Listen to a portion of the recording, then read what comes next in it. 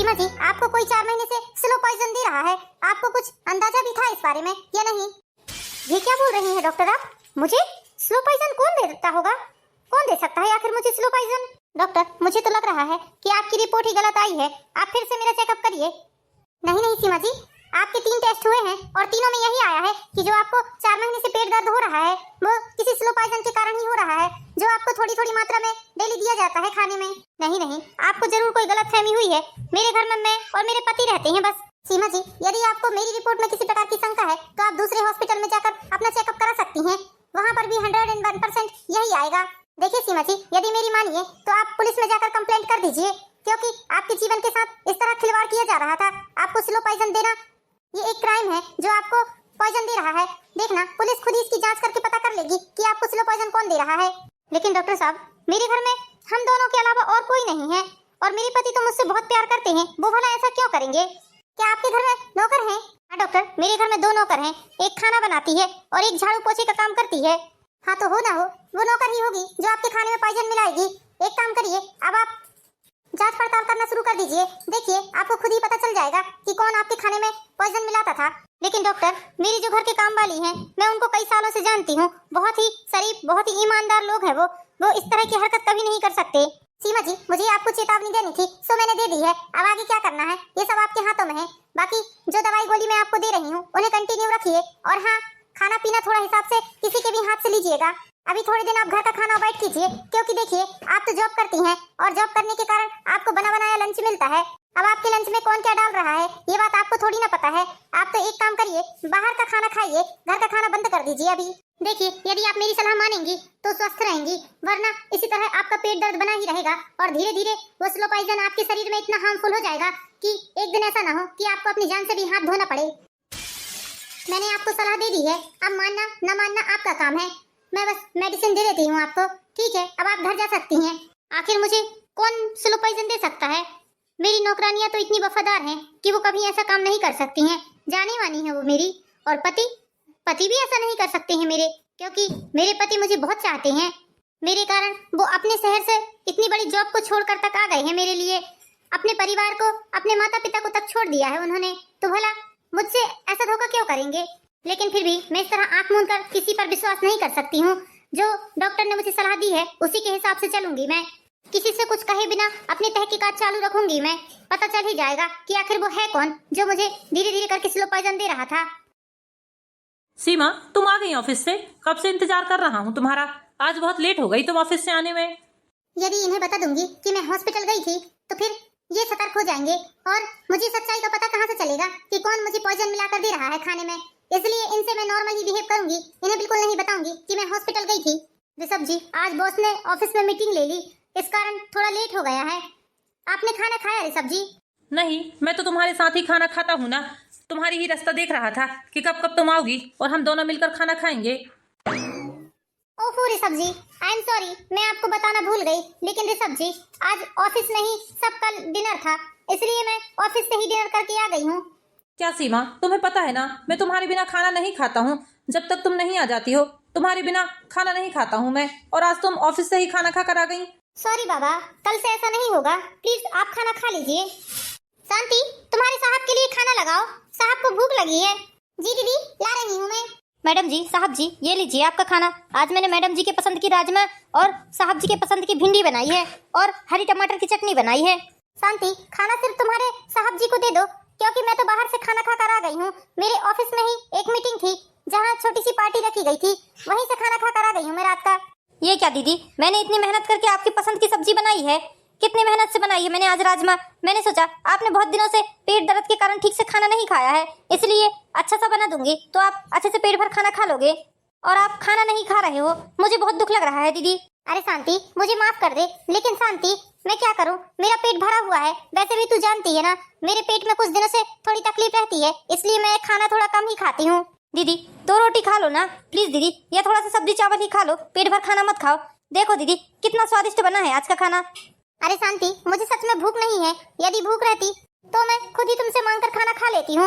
मैंने कभी मना किया है क्या? आज मेरा पेट सच में भरा हुआ है, इसलिए मैं खाना नहीं खा पाऊंगी। तुम अपने साहब जी को दे दो। ठीक है, ये लीजिए साहब जी आपका खाना, खा लीजिए। अरे सीमा, खा लो ना थोड़ा सा खाना मेरे साथ। कितने अच्छे से बनाया है शांति ने आज खाना तुम्हारे लिए। ऋषभ जी, सच में मुझे बिल्कुल भूख नहीं है, वरना मैं खाना खा लेती। सच में मैं बहुत किस्मत वाली हूँ जो मुझे आपके जैसा पति मिला है। अरे मैं भी तो कितना खुशकिस्मत हूँ जो भगवान ने मुझे तुम जैसी पत्नी दिया है। आज मुझे लगता है कि मेरा शहर से नौकरी छोड़कर आने का फैसला बिल्कुल सही था। तुम्हारी खातिर मैंने अपना परिवार छोड़ा, तो इसमें मुझे कोई गम नहीं है। लेकिन सीमा, इस तरह घर में बैठे बैठे तुम्हारी कमाई खाना मुझे अच्छा नहीं लगता है। मैं कुछ ना कुछ जॉब ढूंढ ही रहा हूँ। देखना, थोड़े दिनों के बाद मुझे अच्छी सी जॉब मिल ही जाएगी।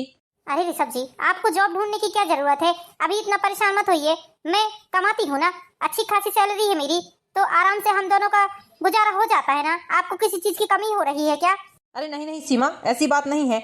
लेकिन सीमा, आदमी कमाता है और औरत बैठकर खाती है, लेकिन मेरे घर में तो उल्टा ही है। यहाँ मेरी औरत कमाती है और मैं बैठकर खाता हूँ। मुझे बिल्कुल भी ऐसा खाना हजम नहीं होता है। मैं कुछ ना कुछ तो जॉब जरूर करूंगा।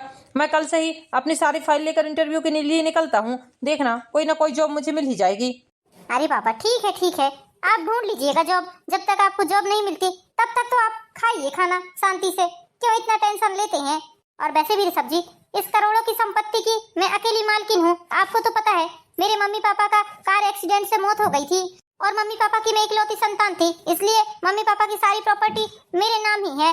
अब इतनी सारी संपत्ति है और आप और मैं दोनों खाने वाले हैं। देखो सीमा, भले ही तुम्हारे माता पिता की करोड़ों की संपत्ति है, मेरे कोई काम की नहीं है। मैं एक स्वाभिमानी इंसान हूँ। मैं इस तरह दूसरे की संपत्ति पर ऐश नहीं कर सकता। अरे ठीक है मेरे स्वाभिमानी पति, आप अपने स्वाभिमान से ही कमाइएगा, मैं आपको नहीं रोकती।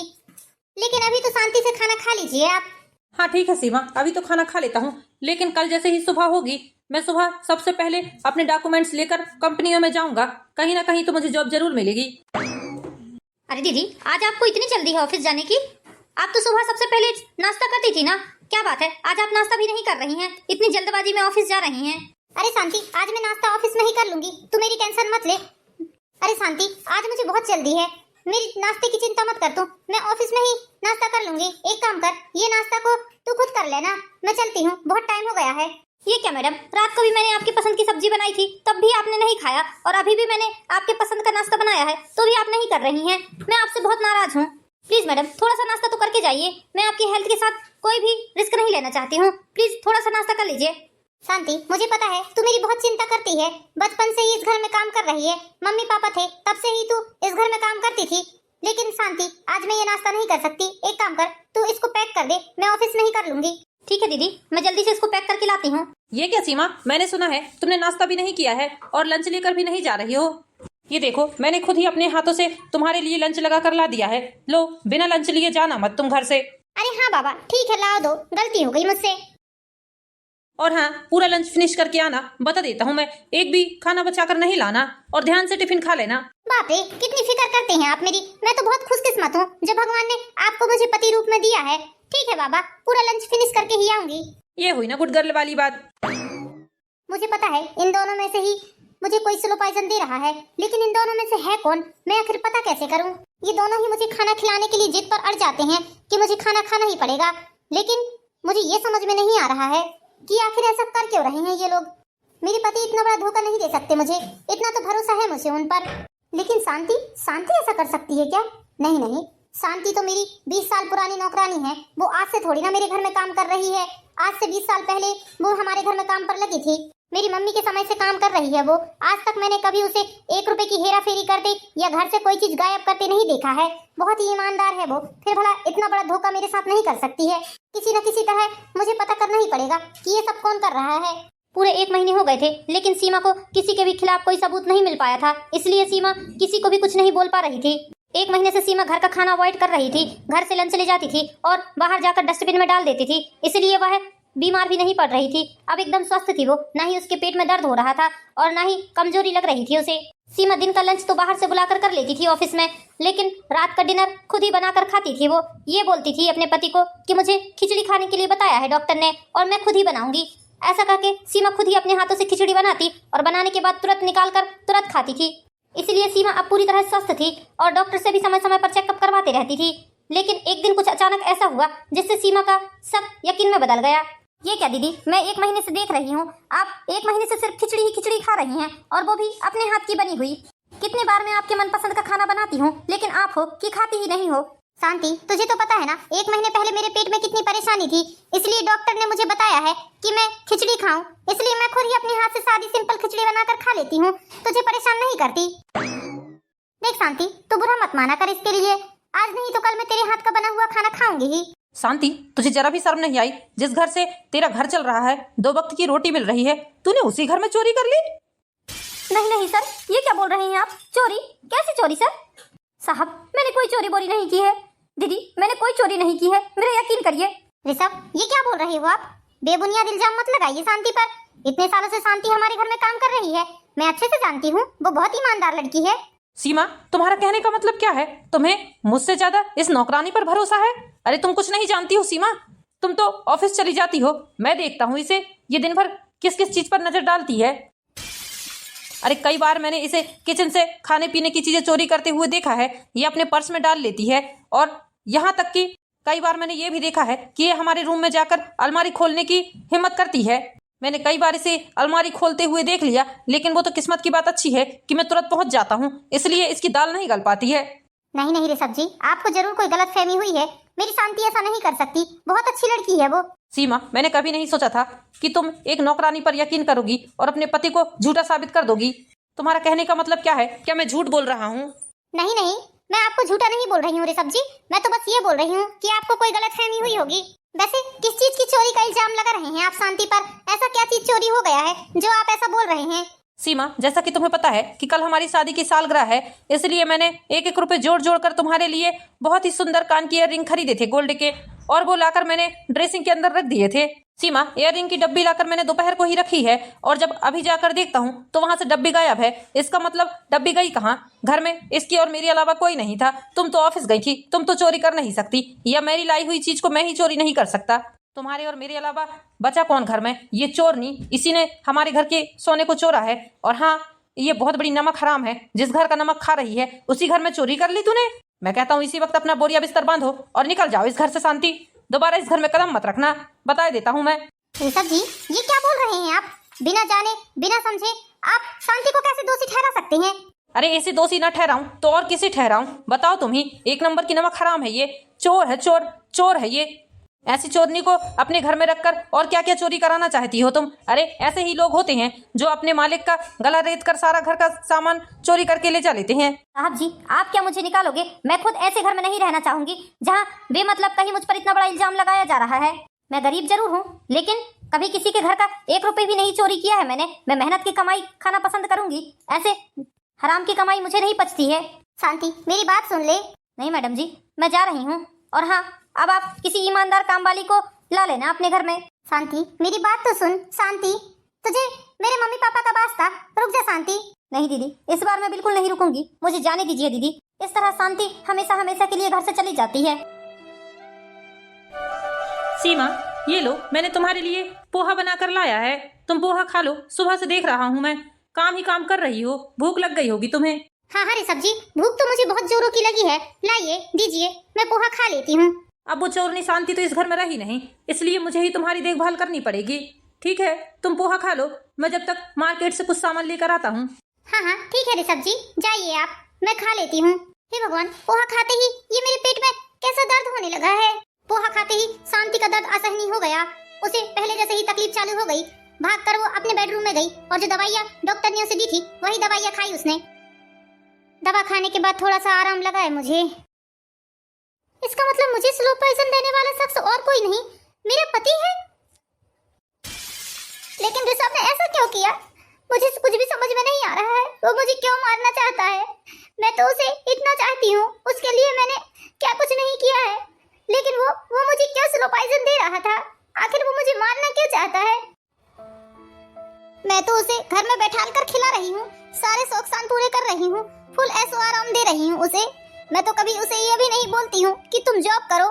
वो जॉब नहीं भी कर रहा है तो भी मुझे इन सब बातों से कोई फर्क नहीं पड़ रहा है, क्योंकि मेरे माँ बाप की इतनी धन संपत्ति है कि यदि मैं भी 7 पीढ़ी तक बैठकर खाऊंगी तो भी मेरे घर की धन संपत्ति कम नहीं होने वाली है।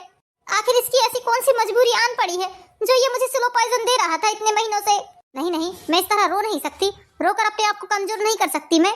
मुझे इसके खिलाफ सबूत ढूंढने ही पड़ेंगे। इसी कमरे में उसके खिलाफ कुछ ना कुछ सबूत जरूर मिलेगा मुझे, क्योंकि मैं तो ज्यादा बेडरूम में रहती नहीं हूँ। सारा काम ऑफिस में ही होता है मेरा, सिर्फ सोने के लिए आती हूँ बेडरूम में। इसलिए हो सकता है इसने यही कुछ ना कुछ छिपाया होगा। जाकर ढूंढती हूँ मैं इसकी अलमारी में, कुछ ना कुछ सबूत तो मुझे मिलेगा ही। ऋषभ भी घर पर नहीं था, इसलिए उसे तलाशी करने में और ज्यादा सहूलियत हो गई और पूरे 1 घंटे तक उसने सारा कमरा छान मारा, लेकिन उसे कुछ भी नहीं मिला। ऐसा कैसे हो सकता है? कमरे में मुझे इसके खिलाफ एक भी सबूत नहीं मिला है। कुछ ना कुछ तो राज है इसका जो शायद मुझे नहीं पता है। एक दिन की बात मुझे याद है, जब मैं इस ड्रेसिंग को हाथ लगा रही थी तब ऋषभ ने बोला था कि इसमें मेरे जरूरी कागजात रखे हैं, तुम इस ड्रेसिंग को छीना मत। तुम्हें हो सकता है इसमें ही कुछ ना कुछ हो, देखती हूँ मैं। अरे ये किसकी फैमिली फोटो है इसकी ड्रेसिंग में? ये कौन है? जरा गौर से देखती हूँ। मुझे ये दाढ़ी वाला इंसान कुछ पहचाना लग रहा है मुझे। ये दाढ़ी वाला इंसान तो ऋषभ ही है और ये इसके साथ में इसकी पत्नी है शायद, और ये इसके बच्चे हैं। हे भगवान, ऋषभ ने मेरे साथ इतना बड़ा धोखा किया?